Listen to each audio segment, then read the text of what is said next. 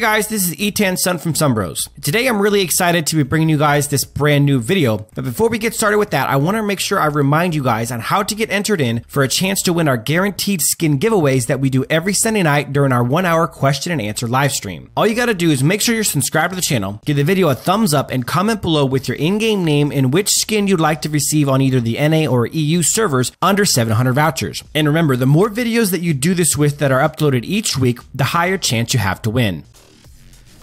Alright guys, welcome to our first tryouts of our second round. We've had one round of tryouts. All of those games were live streamed. There was over 15 of them, and we have made our first cuts down from 51 to 25. Actually, we're closer to 60 people, right around 60 to 25. And then we're going to be doing a second round of tryouts and cuts down to either 20 for 4 teams worth of people or 15 for 3 teams. I haven't quite decided yet. It'll be based on how these tryouts go. But guys, thanks for coming and watching. We are going to be trying out Flame Strategy, Give Me Love, Silent Sun, Kuko, and Chef, Dino, Pistol Pete, Cypher, and Dude Sun. Alright, let's go ahead and go into this game. They're going to be doing a tournament style pick ban. I'm allowing them to pick and ban their own heroes this game, so we'll see what kind of heroes they put together. It's the kind of team concept put together. I'm going to go talk to them real quick in each of their Discord chats and go let them know. I think, hey guys, Liliana. Real quick, while you guys are ban out mages. I'm not saying all mages, but ban Liliana. Like, these fucks. Of course. These are dickheads. Anyways, hey, real quick. I'm recording, so let me talk to you guys real quick. Make sure you guys think about your team comp, because I'm going to come by and ask you guys what your plan is and what kind of team comp you created and all that kind of stuff. All right. All right. Hey guys, real quick, just FYI, I am recording, so you guys are aware we're gonna make a video out of this, and I am going to be coming by as always to ask you guys what kind of team comp you guys have created and what your plan of attack is. All right. All right, so we'll let them pick. We got a Crash first pick or first ban, and that was probably targeted to Dude. He is a Crash main. Then we had Liliana ban, probably targeted to Silent, although Liliana's a pretty strong hero anyways. So let's see, we got a Preda ban coming up, that's targeted to Cypher. Pretty strong mage right now, if you know how to play Preda. Preda's a very, very good hero. Ooh, looks like we're going Lindis. Probably just because Lindis is a boss. I don't know if anyone necessarily plays Lindis a lot on the other team. Let's see, Cypher. Who is Cypher going to ban? Interesting band so far. I'm really interested to see what kind of team comps these guys create or what they think they're making. That's the important part. I want to see them make team comps with a purpose and have an idea of what exactly they're trying to execute with that. And from there, I want to see what their plan of attack is, if they're using their team comps properly or they're really, not quite sure about how to pick a team and what to do with the team they pick. Because that's something that's a little bit, not to say difficult to learn, but it's something that a lot of solo queue players and people who don't play on teams a lot don't understand, that the team comp is very, very important. It all means something, and it all needs to have an end goal, an end plan. So we'll see if they know what to build, how to build it, and how to execute the team comp that they built. So we've got a Violet ban, and now it looks like we're going with the Slims. Oh no, we're going Preda. They're trying to knock Preda off for Cypher. Okay, interesting. Most of these guys have been doing tryouts against each other for the last week or so, and so they kind of have an idea of who people are strong on. So most of these bans come from trying to stop somebody else to play a hero they're strong on. But hey, that's part of the game, and it's one of the reasons why I keep telling these guys they need to be able to play more than one hero. They need to be able to be proficient at multiple heroes so they can be difference makers no matter who gets banned or picked by each team. Looks like they're going to go ahead and ban Grak for the blue team. That would be a target on Give Me Love, who's a pretty good Grak's roaming support. Alright, so we have a first pick Ari. Interesting. Now Dude and Cypher are going to be picking. One of the things that I've also noticed is pretty prevalent in this. Now, see, they're doing some smart stuff here. They are picking heroes. Now, RM was not banned or picked first, so that was a huge pickup for Team Red. They're picking heroes that are not their own, and they're going to be trading them. Now, so far, it looks like Team Blue is just picking their own heroes Team Red is picking heroes for other people, and they'll trade later on, which is a very smart plan, a very smart idea. Because I believe Aram is going to be going to TPP Chef at the bottom, because Cypher is playing mid lane. So Dude's going to be going with Kilgroth, which is a solid side lane pick. So we have Flame, side lane, strategy, side lane, Give Me Love, roaming support, Silent, middle, Kukul in jungle for Team Blue. And in Team Red, we have Dude, side lane, Cypher, middle, Pistol Pete, jungle, Dino is support, and TPP Chef is going to go ahead and go into the other side lane position. So those are kind of, I've assigned them their roles, but I haven't assigned them their heroes. They're doing the picks and bans themselves. I do sometimes assign heroes based on information that I need to gather from them, based on how they play certain heroes or how they do. Again, I'll give one team a dive comp so I can see how the other team does against dive comps and how one team does as a dive comp, how proficient they are at diving. Solid secure on Rourke there, and we're going to get an Alice. So Team Red's team comp is looking pretty sexy. Rourke is going to be in the jungle, it looks like. I'm really interested. As long as they get a solid mage on Team Red, that Team Red comp could be really, really good. I like that a lot. A good Aram. Oh, Teamy. That's nice too. Okay, solid pick, Teamy. Now we have our last two picks from Silent and Kukul. We're going to get Natalia from Silent, and then Kukul is going to go ahead and go Slims. Now they almost banned Slims on the other team, and they switched it. I don't know, their team almost banned Slims. They switched to Preda, so he's going to end up getting that Slims, and it looks like Raz is going to get selected for Cypher, and we're going to have a couple of teams on our hands. So again, these bans aren't necessarily your most common bans that there is, mostly due to the fact that they've been either watching these people try out, or they've been trying out against them or with them, and they know heroes that everyone is strong and weak on. So they are doing more targeted bans than you'd normally expect. One of the couple things I want to point out just from looking at the screen, we've got Team Red with 3 punishes, which is one for the jungle, and then one for the mage, and one for the side laner on Kilgroth. Now, Kilgroth, I assume, is going to be taking a jungle item, and I assume that Cypher is probably going the Loki's Curse Apocalypse combo on Raz, which will give his enhanced auto attack a big fat extra bit of damage. That'll be hitting for near 4,000 endgame. Be pretty nice. And then they have one on the other team, 2 heals to 1, and of course we have an Execute and a Flicker. We have flickers on Malik and Aram. So interesting team comp. Let's go ahead and talk to the teams real quick and see what their plan is. I'd imagine Team Blue was going to be a dive comp of some sort. But let's go ahead and talk and see what they think they made. All right, first team we're going to talk to is Team Red. All right, guys. What kind of team comp do you guys have? We have an aggressive comp. We have the really strong early game with the Aram and the Rourke and the Teamy. A good CC, and we plan on invading early. Okay. All right, that's your guys' game plan. Be aggressive and invade. Yes, sir. Yeah, yep. Okay. Yeah. I mean, you guys got Aram. Aram's a nice early game bully. Same with Teamy. Rourke can be pretty powerful early game also, and you have a couple of decent mid to late gamers with Kilgroth and Raz.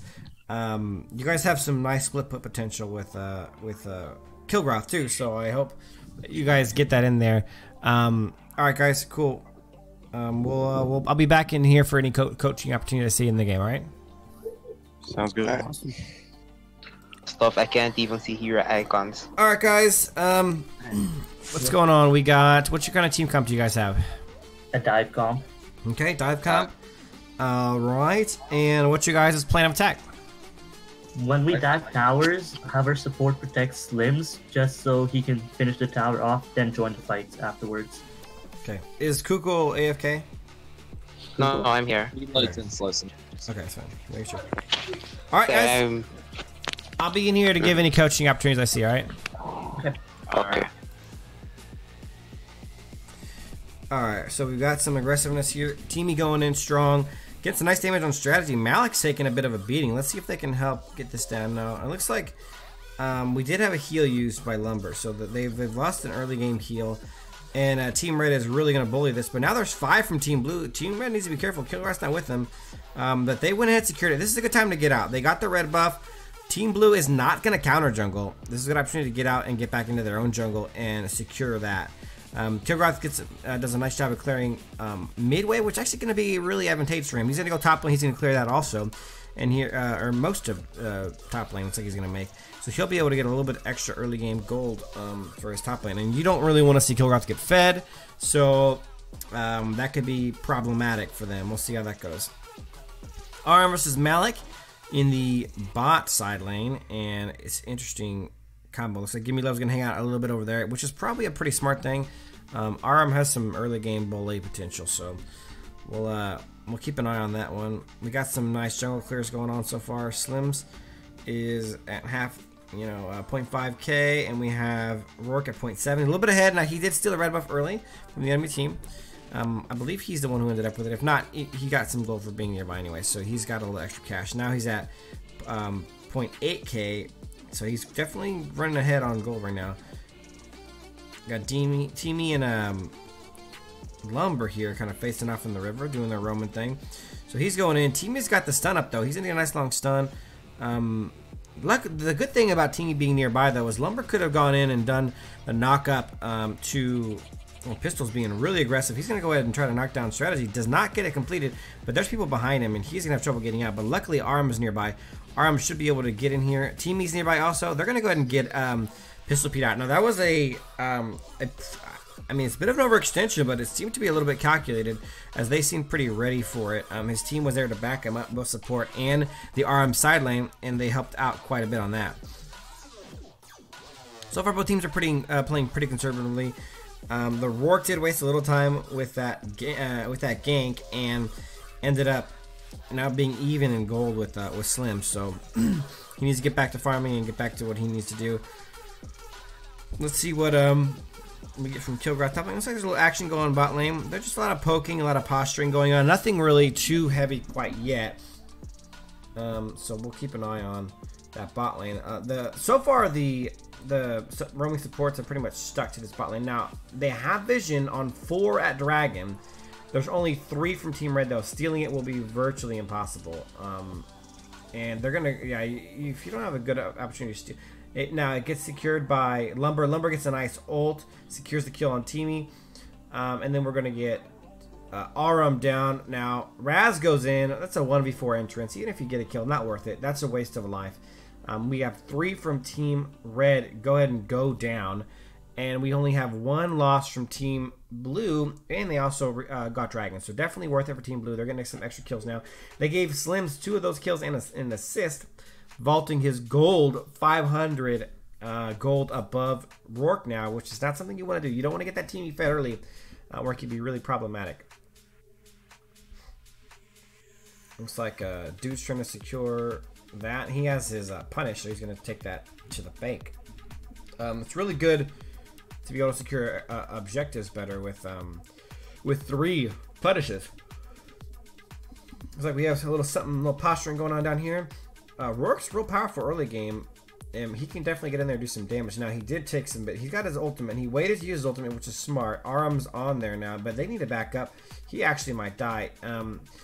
I think, Malik is a solid counter to Rourke because the true damage slices through pretty much everything, and that's what Malik went ahead and did. He got his true damage up and just sliced through all of his shields and just took him down. Now there's a tower dive. First tower dive of the game. I just realized you guys know how many games down. Let me turn it up after this a little bit is over. Arum getting bullied is not something you normally see, but that tower went ahead and got knocked down. Let's turn this game up for you guys so you guys have some game sound. My apologies for that. Nice job at Kilgroth, totally punishing top lane, knocking on the tower. Even with Ari in his face, it wasn't no big deal. So Kilgroth's getting some nice gold. He is second in the game in gold right now and getting some cash money to hopefully start this up. Now he's waiting for a gank. This is a great opportunity for Team Blue if they can knock out Ari. Ari's going to ult, but she's going to dash out. They're not going to be able to catch up, but I take this opportunity to help push out lanes because now that they know she doesn't have an ultimate, it does give them a slight advantage in being able to make a difference there. Now we have 5 from Team Red, posturing mid. They look like they're ready to dive in now. Natalia gets a nice little slow there to break them up a little bit and kind of stop a hard engage there. But now we have 5v5 mid lane. Nice 3-man ult by strategy on Malik. They go ahead and knock down Cypher.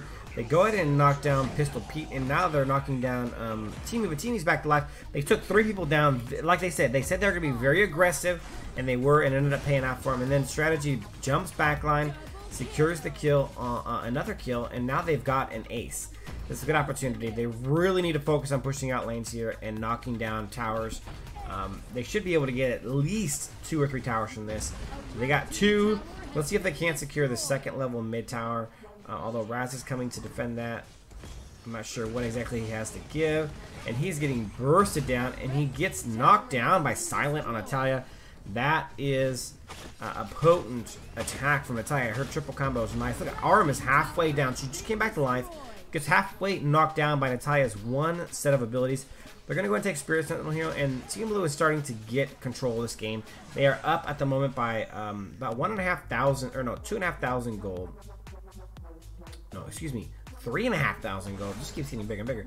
So let's see, Natalia's been doing a great job of doing some damage and doing some nice zoning. See, checking off a nice quarter of Pistol Pete's health on work there with one set of her first ability, and she's just spamming her abilities, which is good. She's trying to land her abilities and make sure she starts something or just does some really nice poke damage.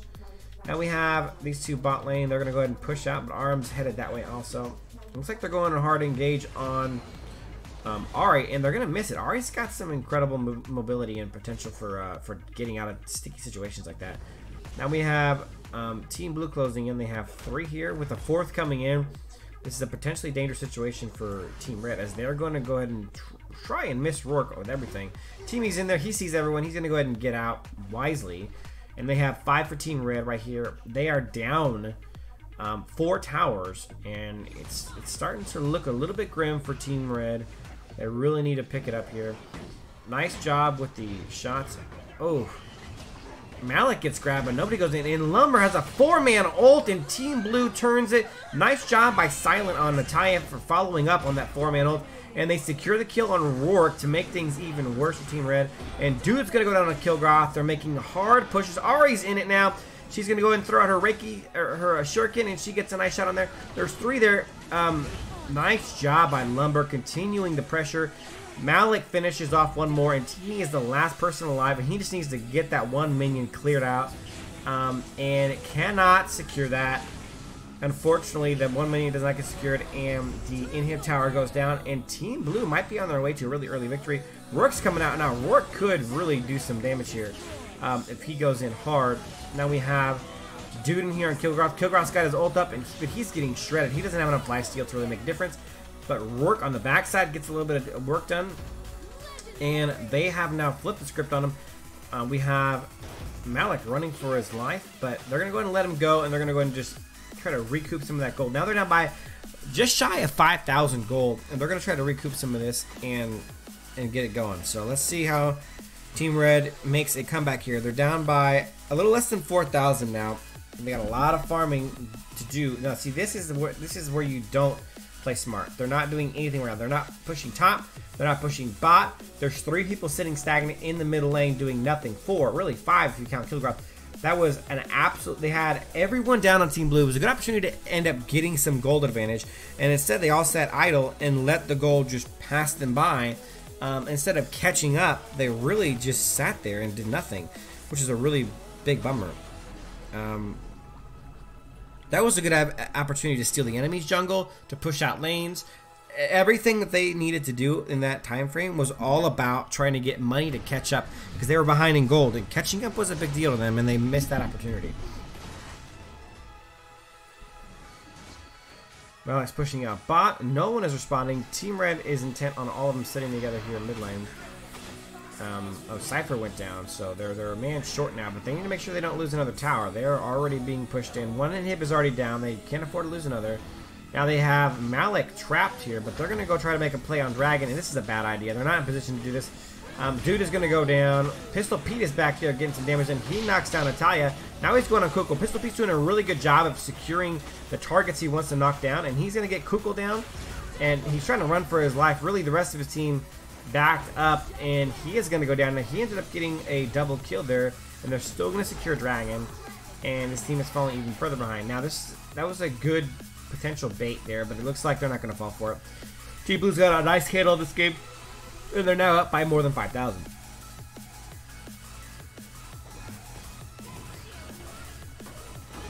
Let's see. Team Red double stun by Lumber on Team Red. Lumber is doing a great job this game. Now they're going in. Malik goes in for the 3-man ult, and that is going to be the end of Team Red right there. Good job by the Malik ult following the great Lumber ult, and now it's looking really bad for Team Red. Rourke is out again to do some damage, but he's going to need a little bit more help. This is not looking good for Team Red at all. We approach the 11.5-minute mark, and it looks to be all but over. Now, the one thing that we've got going on down here is we've got some natural push for Team Red. They have more minions on the way. And we natural push top lane. If they can hold mid lane, they might be able to get some stuff done. But now Team Blue is coming over to push this bot lane out. Top lane still pushing. Kilgroth would probably be best off right now split pushing. He could probably knock down a quick tower and get out. He's got a lot of mobility, a lot of movement speed. And he can make himself immune to all crowd control effects. Now what's happening, though, is the blue team is stealing a good amount of their jungle. They're falling far behind. Now it's almost a 7,000 gold game. And it's continuing to, go out of control quite a bit. So